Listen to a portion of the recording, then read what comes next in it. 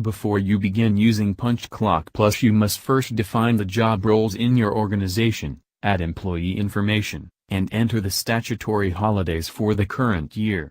This is all done via the Management menu. To enter the Management menu, enter menu for Employee ID, where you will see the following options. To enter job titles and the pay period, we will click on this button. On this screen we will simply list all of the job roles in this section as well as the pay period here. Once complete, click on this button to save changes and return to the Management menu. To enter statutory holidays, we will click on this button. On this screen we will list all of the statutory holidays in this section and how the holiday pay is calculated here. Once complete, click on this button to save changes and return to the Management menu.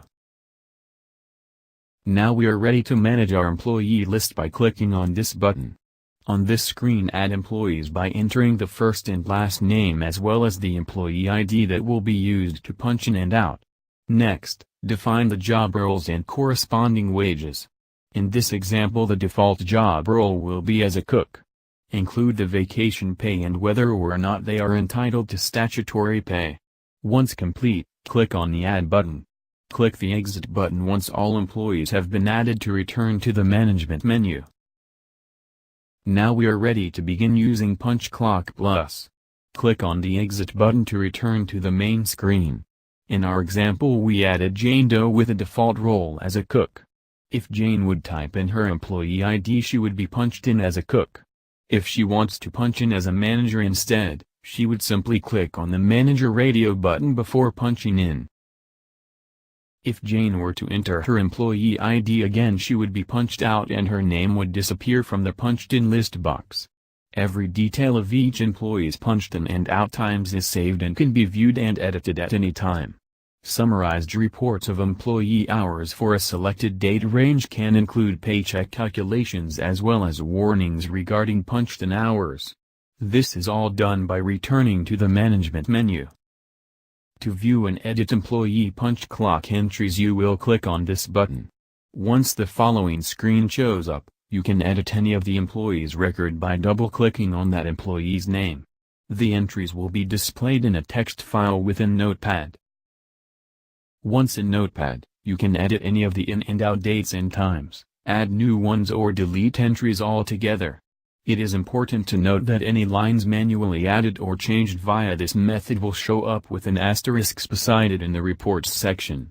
For that reason, it is a good idea to replace the hash code to the right of the vertical line with the reason for the change.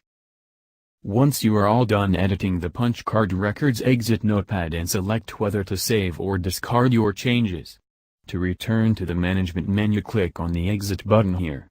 When you are ready to run reports on employees' hours, click on this button where you will get the following screen.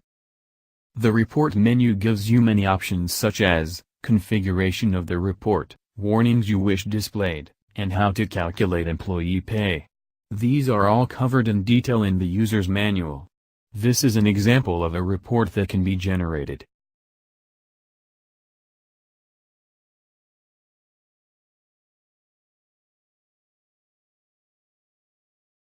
Once a licensed version of PunchClockPLUS is set up on a computer, you can remotely connect as many versions of PunchClockPLUS to that computer within your local area network.